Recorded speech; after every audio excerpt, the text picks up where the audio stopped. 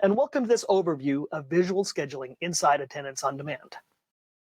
Now, one thing visual scheduling allows you to do that most scheduling softwares do not is it will allow you to look at need first. Whether that's location or position, it will take the need, it will look at your current schedules that are in the system with your employees, it will migrate those schedules in and tell you where you're over or short. So let's look at an example. I'm going to share my screen. And this is an example of a long-term care facility. If you look on the left-hand side, you can see 3 schedule templates in here, one on August 11th, one on the 25th of August, and one on September 8th. These are currently configured in a 2-week scenario. However, we can configure this to whatever your particular needs are. 1 week, 2 week, a month, let us know. Now, inside each one of these schedule templates, we usually have at least 3 phases. Now, there are times when there's more, but we're going to talk about the most common scenario, which are these 3 phases. The first one is the draft phase. So if we look at a schedule that goes live on August 11th, a scheduler basically has this week between July 21st and the 27th to look at and make a draft of the schedule. Now, this is one where nobody else has access to it, just the scheduler. They can make any modifications or changes to it. Nobody is notified of any of those changes. On July 28th, it moves over to the next phase, which is the posted or posted for review phase. Now, in this section, this is where it's opened up to the employees on your staff, and then they can make requests, whether it's a leave request, trade or swap, or picking up a schedule that's open. It allows them to do that during that phase. Then on the 11th, that session goes live. And as we can see on this particular demonstration, it's August 15th. So there are actually 2 things going on at the same time. We're in the live phase in the schedule that's starting on the 11th, and we're in the posted for review phase for the one that's going to start on August 25th. The schedule is not going to look at the next one until August 18th for this one that starts on September 8th. Now, there are buttons on the screen, and those particular buttons are going to give you shortcuts of something that's going on within that schedule. So if I pick the number 2 that's in the black circle, it's telling me there are 2 call-offs for that particular day. That means that there's people that are scheduled to work, and that day they're calling out, whether it's sick or some other reasons, something that needs to be taken care of immediately, thus the black. If I'm looking at the next schedule template, the one starting on the 25th, I can see various colors. For example, I have this 3 that's in an orange circle. If I click on that, I have 3 pending pickups, meaning employees are looking to pick up 3 open shifts in the schedule. That's great for a scheduling standpoint. So let's dive deeper into these schedules. Let's look at one of the that is live right now. So I click on select the template, and this is showing particular zones in this particular scenario. So it's a long-term care center. For a zone, it could be a floor, it could be a wing, it could be a building, and different schedules within that zone. So there's a zone A, B, and C. For somebody like a grocery store, it could be different sections within that grocery store. For example, it could be the meat cutters, it could be deli, it could be the register operators, it could be bakery, it could be your different areas, and the schedules that you need for each position and the time for each one of those positions. In this instance, we have it set by zone first, so location, and then position. If I'm looking at Thursday, I have this 6 a.m. to 2:30 p.m. shift. That's an 8-hour shift, assuming a half-hour lunch. And I currently have 3 people scheduled for that shift. If I look at the first number, the one on the left-hand side, it's a 4. That's meaning that we need 4 people for this particular location on this particular shift. That could be based in a long-term care scenario, usually on census or how many people are at that particular location at that time. In something like a grocery store, it could be based on volume of customers coming in at that time period. If it's something like a manufacturing scenario, it could be based on the amount of product that is needed to go out the door. And these zones could be positions of who's going to be operating which piece of machinery at that time. So I'm not going to worry about this one right now. It could be I'm fine with that particular coverage. We could work with 3 right now, but what I have is a more immediate need, and I can see this big black down at the bottom says call off notice. So let's find out what that is. So I can click on the details, and it will tell me that Leonard Miller has a family emergency and can't make it in tonight. Oh, okay. Well, we understand family emergencies. We may contact him, find out what's going on, anything we can do to help, and we'll come back in and we'll approve this at this point. So I just click the approve and save. And what that means is the scheduler is taking responsibility for replacing Leonard on the schedule. I'm going to slide that back out of the way. And now I can see I have a need for 3 people, but I now only have 2 people scheduled. Well, it's fairly easy to find somebody in the system to fill that role. If I click on the schedule, I can choose view candidates. Now, this will show me a list of anybody that's available and qualified for this particular position. This configuration is also showing where I have potential hours that are forecasted in the position. So I know if I'm going to have somebody go into overtime if I choose that person. So Chase looks like it may be okay to select him, but probably not Christopher based on the projected work hours for that particular week. So let me scroll down. I'm going to choose Ryan Henderson, because he's only scheduled for 8 hours or projected. So let's choose Ryan. Now, I could either just assign him right away and save it, but the most logical scenario is to talk to him first. If I click on the picture, I can talk to, through text, Ryan.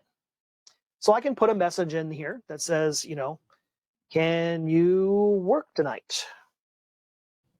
Oops, I misspelled that. Let's try that. Let's go back. Can you work tonight? Right. And let's just go starting at 10 p.m. And I'll hit send. So now a text is going to be sent to Ryan. And then he can respond back. Yeah, I'm available. No, I'm not available. And I can then assign him and move on. Now, another option that's available to me is, rather than doing this individually like you do with dialing for dollars on a phone trying to find a replacement, is you can do an escalate search. So down at the bottom, there's an operations escalate search. Now, by doing that, that sends a message to everybody on this list and creates basically a poll. Can you work this shift? Can you not work this shift? They can respond back through a text, yes or no. And by doing that, you receive a list. Yes, I can do this. No, I can do this. The first person that shows up, great. I assign them to the schedule. And then I can immediately send a response to everybody else on the list at the same time, saying this shift is already filled. Thank you for helping. So it's all in one step. It's a great system. Oh, let me assign Ryan. Okay, sorry. Let's go back to view candidates. I'm going to look down the list. We're going to see Ryan down here. There's Ryan. We're going to assign him. We'll save it. And then you'll notice in that 10 p.m. to 6:30 a.m., it's automatically updated. There's Ryan Henderson. If he looks on his schedule, he'll see that he's scheduled for that particular shift. Now let's look at one where we're still in the planning phase, or we're in that posted for review phase in this one. So the one on the 25th, again, I'm going to select it and open that shift up. And now you're going to see several things going on within this particular template. So let's scroll down a little bit. In the very first one, you're going to see a drop request. So somebody is looking to drop it. Basically, I'm putting all the onus back on the scheduler for them to find a replacement. Now, you may have windows where this is works, and we do have so in this one, because we're still in that posted for review phase. We can do that. Hey, it's Ryan. Look at that. Ryan liked to drop that schedule. Well, he helped me out with that evening shift. So I'm going to say, yeah, okay, go ahead. Okay. I'm going to save that. And as the scheduler, that gives me the responsibility for filling that shift. And just like before, I have 4 people I currently only have 3, and it's the same process. I can click on view candidates, find somebody that's available for that shift, that's got a low forecast on there. Let's go there. There we go. There's Tom. We'll select Tom. We'll hit assign and save. And now you'll see Tom is now assigned for the morning shift in Zone A. Now, if I look over to Tuesday, I can see a different color. So I have a need for 4, but I'm scheduled for 5 already based on the number of schedule patterns that are already loaded automatically into the system. Well, I may not need 5, so I can actually click on that list of people, see the assignments, look at it. I have scheduled, let's see, I have somebody that's scheduled a bunch of hours. Here's Howard. So I may just be able to release Howard. I might, again, text them, let them know, hey, I'm taking you off the schedule for Tuesday. Click save. And now Howard is no longer on the schedule. Well, now let's look at Wednesday. So again, I have a need of 4, and I only have 3 people scheduled. Now I can leave this open for now to be able to allow employees to fill that position. So let's pull up Ryan's cell phone, and I'm just going to pull it off from here to the side.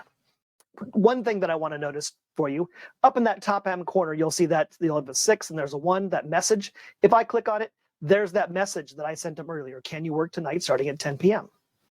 So this is where I could go in here. I can respond to that. Yes, if I'm Ryan, and send that message to the scheduler. Now let's go back to what's available. Right at the very first one, work schedules available. I can click on that button on my cell phone, and in blue is what I'm scheduled, in orange is what is available to me. So if I click on the 28th, that's the Wednesday. Wednesday's the 28th. I can click on the 28th, and I can see that I have an open schedule. I've actually blocked myself, so I'm not working, but I found out the class has been canceled. That's why I had this available in there. As not available, but I don't have class, so I don't have to worry about that. There's that open schedule, 6 a.m. to 2:30 p.m. for 8 hours. That's the schedule right here. I can click on it. I can request to pick up that schedule. I can do the whole shift, or I can actually do a partial shift. And right now it says I'd like to work this schedule. I can change the wording in here and say, do not have class. I can work. Okay. I'm going to hit save. And now this information is going to be sent to the scheduler. So what does it look like from the scheduler standpoint? Well, I'm going to refresh my screen here. Wouldn't have to normally do this in a live setting, but this is a demo, so I am going to refresh my screen. One thing you'll notice in this is that number that was orange in the circle has now been up from 3 to 4. That's because there's another request for pickup during that time period. If I open it up, now I'm going to see on my Wednesday, there's the pickup request. As a scheduler, I can click on it. I can just prove it. Yeah, that's fine. Warm body, great. Or I can hit the show details. There's Ryan with the request. I do not have class. I can work. Great. I will approve that. He's within my scheduled hours. That's going to still keep him under. I save that. And now Ryan is on the schedule. So those are just a few examples of how you can use visual scheduling to help find your need, fill in the schedules, and get all the gaps out of the way. Please contact us to find out how we can best serve you with visual scheduling. Have a good day.